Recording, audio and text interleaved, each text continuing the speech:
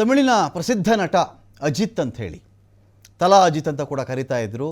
ಕಡಬುಳೆ ಅಜಿತೇ ಅಂತ ಕೂಗುವಂಥ ಅಭಿಮಾನಿ ದೊಡ್ಡ ವರ್ಗ ಇತ್ತು ಅಜಿತ್ಗೆ, ಇವತ್ತಿಗೂ ಇದ್ದಾರೆ.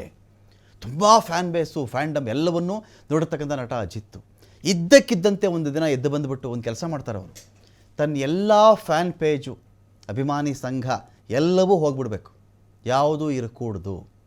ನೀವೇನು ಆರಾಧಿಸ್ತಾ ಇದ್ದೀರೋ, ಅಭಿಮಾನಿಸ್ತಾ ಇದ್ದೀರೋ, ಇದು ನಮ್ಮನ್ನು ಮೀರ್ತಾ ಇದೆ, ಇದು ನಮಗೆ ಉಸಿರುಗಟ್ಟಿಸ್ತಾ ಇದೆ. ಇದು ನಾವು ದೇವರಲ್ಲ, ನಾವು ಯಾರೂ ದೇವರಲ್ಲ, ನಟಿಸ್ತಾ ಇದ್ದೀನಿ ಅಷ್ಟೇ. ಈ ಆರಾಧನೆ ಇದೆಯಲ್ಲ, ಅಭಿಮಾನ ಇಟ್ಕೊಳ್ಳಿ, ಆದರೆ ನೀವು ಇಟ್ಕೊಳ್ತಕ್ಕಂಥ ಅಭಿಮಾನ ಇನ್ನೊಬ್ಬರನ್ನು ತುಚ್ಛವಾಗಿ ಮಾತನಾಡುವುದಕ್ಕೋ, ಇನ್ನೊಬ್ಬರಿಗೆ ನೀವು ಅವ್ರನ್ನ ಕೀಳಾಗಿ ನೀವು ನೋಡೋದಕ್ಕೋ, ಅವ್ರನ್ನ ಕಡೆಗಣಿಸುವುದಕ್ಕೋ, ಅವ್ರ ವಿರುದ್ಧ ಅಸ್ತ್ರ ಪ್ರಯೋಗಿಸುವುದಕ್ಕೋ ಒಂದು ವಿಧಾನ ಆಗಬಾರದು. ಇದು ಇವತ್ತೇ ನಿಲ್ಲಬೇಕು. ಲೋ ಪ್ರೊಫೈಲಲ್ಲಿ ನಾನು ಇರ್ತೀನಿ, ನನ್ನ ಅಭಿಮಾನಿಗಳು ಅಷ್ಟೇ, ಚೆನ್ನಾಗಿರಿ, ಜೀವನ ತುಂಬ ಶಾರ್ಟ್ ಟೈಮಲ್ಲಿದೆ, ಅದ್ಭುತವಾಗಿ ಬದುಕಿ ಅಂಥೇಳಿ. ಯಾವುದೋ ಕಾರ್ ರೇಸಿಂಗಲ್ಲಿ ಬ್ಯುಸಿ ಇರ್ತಾರೆ, ಶೂಟಿಂಗಲ್ಲಿ ಬ್ಯುಸಿ ಇರ್ತಾರೆ. ಇವತ್ತು ಇದೇ ಅಜಿತ್ತು ಇನ್ಯಾವುದೋ ಒಂದು ಅವರ ಒಂದು ಆ್ಯಕ್ಟಿವಿಟಿಲಿ ಬ್ಯುಸಿ ಇರ್ತಾರೆ. ಅಂಥ ಮನುಷ್ಯ ಎಲ್ಲದರಿಂದ ಹೋಗಿ ಆಲ್ಮೋಸ್ಟ್ ಸಿನಿಮಾ ಬೇಕಾ ಬರ್ತಾರೆ ಮಾಡ್ತಾರೆ, ಸಿನಿಮಾ ರಂಗದಲ್ಲಿದ್ದು ದೊಡ್ಡ ಸ್ಟಾರ್ ಆಗಿದ್ದು ಸನ್ಯಾಸಿ ಅಂತ ಬದುಕ್ತಿರ್ತಕ್ಕಂಥ ವ್ಯಕ್ತಿ ಇದ್ದರೆ ಅದು ಅಜಿತ್ ಮಾತ್ರ. ಏನು ಹೇಳಿದ್ದಾರೆ ಕೇಳಿಸ್ಕೊಳ್ಳಿ ಅವರು. I'm very grateful to the love that you have all given me, but please look after your life. I love that. I'd be a very happy man when I get to know that my fans are also doing very well in life. Excellent. And when they're nice and kind to my peers, my co-stars, and they have nice things to say, nice words to say. Of course. You know, again, life is very short. Our great-grandchildren are not going to remember us. So just keep this in mind. Live for me. I'm very grateful to the love that you have all given me, but please look after your life. I love that. I'd be a very happy man when I get to know that my fans are also doing very well. Ajit ಇಷ್ಟೇ ಹೇಳ್ತಿದ್ದಾರೆ, ನೀವು nice ಆಗಿರಿ, ಪ್ರೀತಿಯಿಂದ ಇರಿ, ನನಗೇನು ಪ್ರೀತಿ ಕೊಡ್ತಿರೋ ನನ್ನ ಜೊತೆಯಲ್ಲಿ ಈ ಚಿತ್ರರಂಗದಲ್ಲಿ ನಟಿಸ್ತಾ ಇರ್ತಕ್ಕಂಥವ್ರು ಅದೇ ಪ್ರೀತಿ ಕೊಡಿ, ನಿಮ್ಮ ಹೆಲ್ತ್ ಕಡೆ ಗಮನ ಕೊಡಿ. ನೀವು ಫ್ಯಾನ್ ಬೇಸ್ ಇದೆ, ಫ್ಯಾಂಡಮ್ ಇದೆ ಅಂತ ದ್ವೇಷ ಮಾಡೋಕ್ಕೆ ಹೋಗಬೇಡಿ ಅಂಥೇಳಿ ಅದ್ಭುತ ಸಂದೇಶ ಅಲ್ವಾ ಇದು? ಯಾವುದೇ ಚಿತ್ರರಂಗದಲ್ಲಿ ಯಾವುದೇ ಫೀಲ್ಡ್ ವ್ಯಕ್ತಿಗಳಿಗಾದರೂ ಕೂಡ. ಹೌದು, ಅದನ್ನು ಅವರಲ್ಲಿ ಹೇಳಿದಾರಲ್ಲ, ಹಾಗಂತ ಹೇಳ್ಬಿಟ್ಟು ಅವ್ರದ್ದು ಫ್ಯಾನ್ದು ಏನು ಪ್ರೀತಿ ಇದೆಯಲ್ಲ ಅದು ಕಡಿಮೆ ಆಗಿಲ್ಲ, ಯಾವುದು ಕಡಿಮೆ ಆಗೋದು ಇಲ್ಲ, ಇನ್ನೂ ಸ್ವಲ್ಪ ಜಾಸ್ತಿ ಆಗಿರುತ್ತೆ.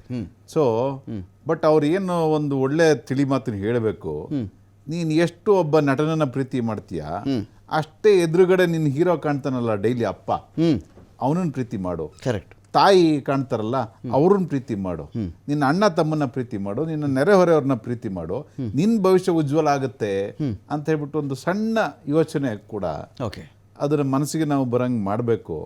ಸೊ ಅದನ್ನ ಅರ್ಥ ಮಾಡ್ಕೊಳೋದು ಭಾಳ ಕಷ್ಟ ಆಗುತ್ತೆ. ಯಾಕಂದ್ರೆ ಹಿತ್ತಲ ಗಿಡ ಮದ್ದೆಲ್ಲ ನಮ್ಮ ಮುಂದೆ ಕಾಣೋ ತಂದೆ ತಾಯಿ ದೇವರಲ್ಲ, ಈ ರೀತಿ ಏನಿದೆ ಇದ್ದೇ ಇರ್ತಾರೆ ಬಿಡು ಅಂತ ಹೇಳ್ಬಿಟ್ಟು ಒಂದು ಭಾವನೆ ಇರುತ್ತಲ್ಲ, ಅದು ಒಬ್ಬ ವ್ಯಕ್ತಿನ ಕಳ್ಕೊಂಡಾಗಲೇ ಅದಕ್ಕೆ ಅದರದ್ದು ಬೆಲೆ ಕೂಡ ಗೊತ್ತಾಗೋದು. ಹಾಗೆ ಈ ನಮ್ಮ ಕನ್ನಡದಲ್ಲಿ ನಾನು ಇವಾಗ ಏನು ಹೇಳ್ತೀನಿ, ನಮ್ಮ ಚಲನಚಿತ್ರ ಯಾರು ಫ್ಯಾನ್ಸ್ ಅಂತ ಇದ್ದಾರೆ, ಸೊ ನಾನು ಕೆಲವೊಂದು ಸಿನಿಮಾ ನೋಡಿದ್ದೀನಿ, ನಾಯಕ ನಟಗೆ ಯಾರಾದರೂ ಒಬ್ಬ ವಿಲನ್ ಇದ್ದರೆ ಆ ಚಲನಚಿತ್ರ ಮೊದಲನೇ ದಿನ ರಿಲೀಸ್ ಆಗ್ತಾ ಇದ್ರೆ ಆ ವಿಲನ್ನು ಫಿಲ್ಮನ್ನು ನೋಡ್ಲಿಕ್ಕೆ ಹೋಗ್ತಾ ಇರಲಿಲ್ಲ, ಹೊಡೆದು ಬಿಡೋರು. ಯಾಕಂದ್ರೆ ನೀನು ಹೀರೋಗೆ ಹೊಡೆದಿದ್ಯಾ ಫಿಲ್ಮಲ್ಲಿ, ನಾನಿನ್ ಬಿಡಲ್ಲ ಅಂತ. ಅಂದ್ರೆ there is a threat to life. Correct. ಅವ್ರು ಎಷ್ಟೋ, ಇವಾಗ ನಾವು ರಮ್ಯಾ ಕೃಷ್ಣ ಅವ್ರದ್ದು ಮೊನ್ನೆ ರಿಲೀಸ್ ಆಯ್ತು. ಅವರು ಅದು ಮೊದಲು ರಿಲೀಸ್ ಆದಾಗ ಥಿಯೇಟರ್ಗೆ ಹೋಗಿರ್ಲಿಲ್ಲ ಅಂತೆ, ಯಾಕಂದ್ರೆ ನೀವು ರಜನಿಕಾಂತ್ ಆಪೋಸಿಟ್ ಈ ತರ ನೆಗೆಟಿವ್ ರೋಲ್ ಮಾಡಿದ್ದಾರೆ, ಅವ್ರಿಗೆ ಜನಗಳು ತುಂಬಾ ಜನ ಹೇಟ್ ಮಾಡ್ತಾರೆ ಅಥವಾ ಇನ್ನೇನೋ ಹಾರ್ಮ್ ಮಾಡ್ಬೋದು ಅಂತ ಹೇಳ್ಬಿಟ್ಟು. ಸೊ ಅಷ್ಟೊಂದು ಅಂದ್ರೆ ಇಂಟೆನ್ಸ್ ಜಾಸ್ತಿ, ಅಂದ್ರೆ ಜನಗಳಿಂದ ಅಥವಾ ಫ್ಯಾನ್ಸ್ ಇಂದ ಒಬ್ಬ ಪಾತ್ರ ಮಾಡಿರ್ತಕ್ಕಂಥ ವ್ಯಕ್ತಿಗೆ ಅಷ್ಟೊಂದು ಹೆದರಿಕೆ ಭಯ ಇರಬೇಕಾದ್ರೆ ನಾ ಹೇಳೋದು. ಸೊ ಯಾಕಷ್ಟು ಭಯ ಅಂದ್ರೆ ಅಷ್ಟು ಹುಚ್ಚು, ಅಷ್ಟು ಅಂದ್ರೆ ಅದೇನೋ ಅವ್ರಿಗೆ ಟಿವಿಯಲ್ಲಿ ಅಥವಾ ಪರದೆಯಲ್ಲಿ ಏನು ನೋಡಿರ್ತಾರೋ ಅದನ್ನ ಅವ್ರು ದೇವ್ರಂತ ತಿಳ್ಕೊಬಿಟ್ಟಿರ್ತಾರೆ ಒಂದು ಸಿನಿಮಾನ. ಅದನ್ನ ಅರ್ಥ ಮಾಡ್ಕೊಳ್ಳೋಂಥ ಕೆಪಾಸಿಟಿ ದೇವರು ಜನಗಳಿಗೆ ಕೊಡ್ಲಿ ಅಂತ ಹೇಳ್ಬಿಟ್ಟು ಕೇಳ್ಬೋದು. ಒಂದು. ಎರಡನೇದು, ಅರ್ಥ ಆಗತ್ತೆ ಆದರೆ ನಾನು ಏನು ಅಂತ ತೋರಿಸ್ಬೇಕು, ಅರ್ಥ ಆಗತ್ತೆ ನಾನು ಚೇಷ್ಟೆ ಮಾಡಬೇಕು, ಅರ್ಥ ಆಗತ್ತೆ ಪಬ್ಲಿಕಲ್ಲಿ ನಾನು ಬೈಬೇಕು ಅಂತೆಲ್ಲ ಏನಿರ್ತಾರಲ್ಲ, ಇವಾಗ ಏನು ಎಷ್ಟು ಜನದ ಮೇಲೆ ಇವಾಗ ದೂರು ಕೊಟ್ಟಿದಾರಲ್ಲ ಅಂಥವ್ರನ್ನೆಲ್ಲ ಸ್ವಲ್ಪ ಸಮಾಧಾನವಾಗಿ ನಿಧಾನಕ್ಕೆ ಕರೆಸಿ, ಸೊ ಅವರಿಗೆ ಏನು ಕಾನೂನು ರೀತಿ ಸ್ವಲ್ಪ ಒಂದು ಇದು ಮಾಡಿದ್ರೆ ಅದರಿಂದ 4 ಜನಕ್ಕೆ ಅವೇರ್ನೆಸ್ ಕ್ರಿಯೇಟ್ ಆಗ್ಬೋದೇನೋ, 4 ಜನ ಅದನ್ನು ಕಡಿಮೆ ಮಾಡ್ಬೋದೇನೋ ಬೈಯೋದಕ್ಕೆ. ಓಕೆ. ಯಾಕಂದ್ರೆ ಒಂದು ಹೆಣ್ಣಿಗೆ ಬೈಯೋದಕ್ಕೂ ಅಥವಾ ಒಬ್ಬ ಗಂಡ್ಸಿಗೆ ಬೈಯೋದಕ್ಕೆ, ಗಂಡ್ಸ್ ಕ್ಯಾಶುವಲ್ ಆಗಿ ತಿಳ್ಕೊತಾರೆ.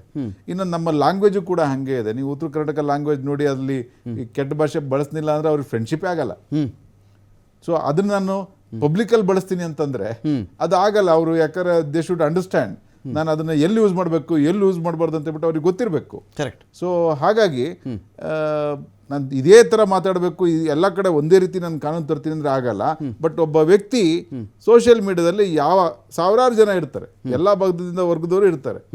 ಅಂಥ ಸಂದರ್ಭದಲ್ಲಿ ಯಾವ ರೀತಿ ಪದವನ್ನು ಬಳಸಬೇಕು ಅನ್ನೋದು ಒಂದು ಸೆನ್ಸ್ ಅಂತ ಇರಬೇಕು.